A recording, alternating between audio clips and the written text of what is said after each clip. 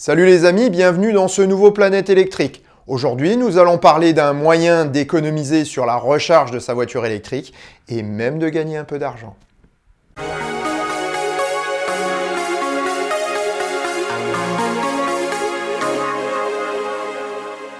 Depuis quelque temps, j'entends parler dans la communauté Tesla française d'une application destinée à recharger de manière plus écologique, mais surtout à économiser de l'argent. Et en plus, c'est rémunéré. Tout ceci est bien beau, mais d'où vient cet argent? Pour bien comprendre le fonctionnement, il va falloir faire un peu d'histoire.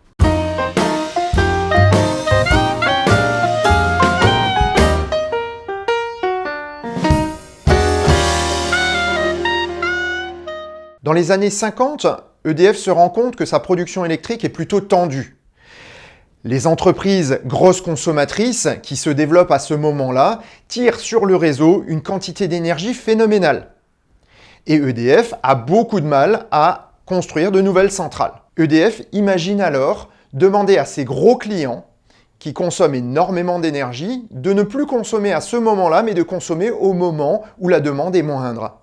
Et il va définir des contrats où ces sociétés vont avoir des prix avantageux si elles consomment dans les zones creuses. C'est un principe que l'on appelle l'effacement. En 1965, EDF développe également un système d'effacement pour les particuliers. C'est le système que tout le monde connaît bien avec heure pleine, heure creuse. Puis dans les années 80, EDF se dit qu'il peut encore perfectionner la chose et décide de créer le contrat tempo. Le contrat tempo, c'est tout simplement des consommations très chères pendant 22 jours dans l'année, puis il y a 43 jours de zone bleue où le prix est un petit peu plus élevé que la normale, et le reste de l'année, c'est la zone blanche, zone creuse, où le prix sera plus intéressant que la moyenne. Grâce à cela, EDF diminue la pression sur la consommation et sur le réseau. Et en 1998, l'informatisation permet de créer quelque chose de tout nouveau. Que ce soit chez des groupements de particuliers, des entreprises ou des régies, on va pouvoir monitorer la consommation de courant de ces entités.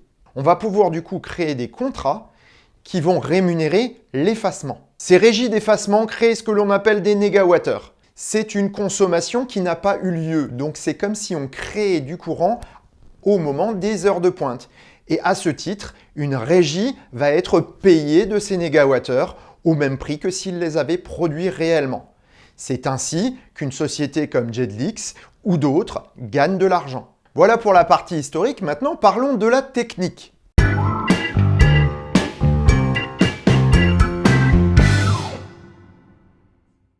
Je ne vais pas m'étendre sur le fonctionnement de l'application puisque ça a déjà été fait sur YouTube. Et je vous mets le lien vers la vidéo en description. C'est Tesla Alsace qui a fait l'explication du fonctionnement ainsi que de la mise en place de l'application. Donc vous l'avez compris, le système Jedlix fonctionne avec une application. Vous l'installez, vous créez votre compte et vous entrez vos données personnelles. Lorsque vous avez renseigné vos informations, vous avez donné accès à votre compte Tesla. Et donc à vos consommations de courant. Donc Jedlix va piloter votre recharge et ainsi pouvoir monitorer ce qui se passe également et pouvoir compter le nombre de négawattheures que vous allez pouvoir lui faire économiser. Afin de sécuriser le système, Jedlix et le fournisseur avec lequel il est affilié vont avoir des échanges sécurisés et protocolés. Donc toutes les données vont remonter de manière anonymisée, mais surtout vérifiées et contrôlées. Ce qui va permettre à l'opérateur de payer Jedlix en ayant réellement les données de négawattheures qu'il a réellement fait économiser, bien sûr. Qu'en est-il des promesses de Jedlix? Avoir une consommation plus écologique? Oui, c'est vrai, parce que Jedlix va ouvrir votre recharge au moment où l'énergie est disponible.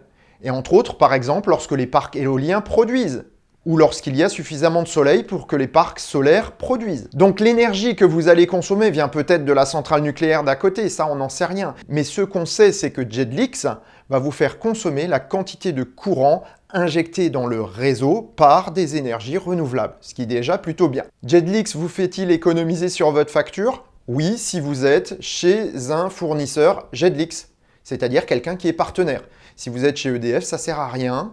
En tout cas, ça ne sert pas pour votre facture. Et enfin, Jedlix vous reverse une partie des négawattheures que vous lui avez fait gagner en vous rémunérant. Tout ceci est génial quand on y pense, et finalement, on voit que Jedlix est parfaitement honnête dans son discours.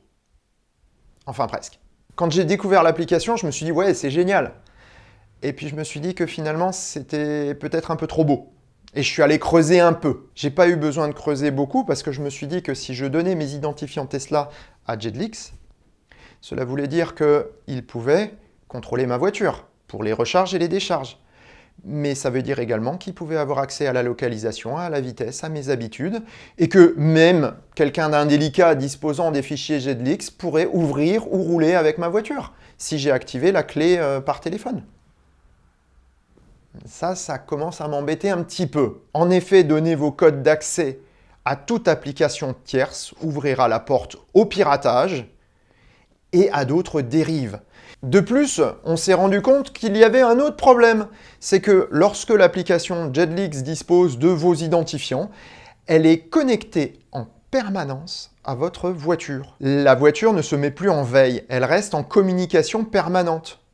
Ce qui veut bien dire que les serveurs de Jedlix, que l'application soit active ou non sur votre smartphone, restent connectés à votre voiture. Donc faire une croix sur des données sensibles de notre vie privée pour quelques euros, est-ce que ça en vaut la peine? D'ailleurs, tiens, parlons-en de ces euros. En fouillant toute la documentation de Jedlix, je ne suis pas parvenu à trouver le mode de calcul de votre rémunération. Et ça m'intrigue quand même, ça m'embête un petit peu. En fait, vous n'avez rien en main concernant cette rémunération. De plus, si on parle rémunération, on va parler contrat et on va parler obligation. Où est ce contrat? Les conditions générales de l'application? C'est pas suffisant. Et si Jedlix n'assume pas ce qu'ils promettent, vous allez les attaquer dans le pays où ils sont implantés, à savoir, je crois, les Pays-Bas. Toute relation contractuelle avec un pays étranger est toujours compliquée parce qu'il faut déjà savoir quelle est la juridiction compétente et quelles sont les lois du pays. Et là, je mets la main sur quelque chose de très important. Tesla Alsace a contacté Jedlix pour lui demander si cette rémunération devait donner lieu à une déclaration et à une imposition. Jedlix a répondu non. C'est une remise sur votre facture d'électricité. Pour être sûr de mon coup, je suis carrément allé au centre des impôts pour leur poser la question.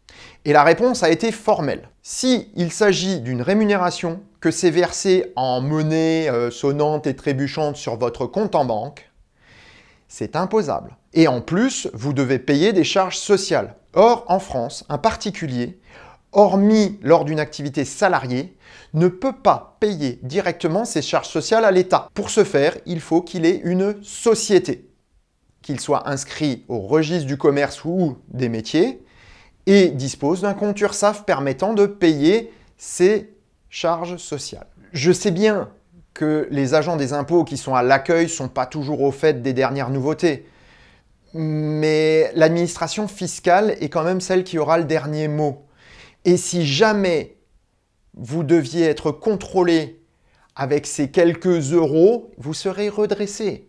Et vous serez redressé pour fraude fiscale et fraude à l'URSSAF. Et ça, franchement, pour les quelques euros que ça va vous rapporter, et vous n'êtes même pas sûr du montant, eh bien franchement, ça n'en vaut pas le coup. Donc mon avis sur Jedlix, c'est oui, c'est une super application, ça pourrait améliorer les choses au niveau de l'écologie, au niveau de l'énergie. En revanche, il y a des points très importants à résoudre comme la privatisation de vos données ainsi que le statut fiscal de la rémunération avant de se lancer. Ceci était mon avis et je vous invite à mettre le vôtre en commentaire ainsi qu'à mettre un pouce bleu si ça vous a plu et puis un pouce rouge si ça vous a pas plu. Merci également pour les abonnements dont la chaîne a besoin pour perdurer aujourd'hui. Et sur ces bonnes paroles, je vous souhaite bonne route et vous dis à bientôt pour le prochain épisode du Choucroute Garage. Salut!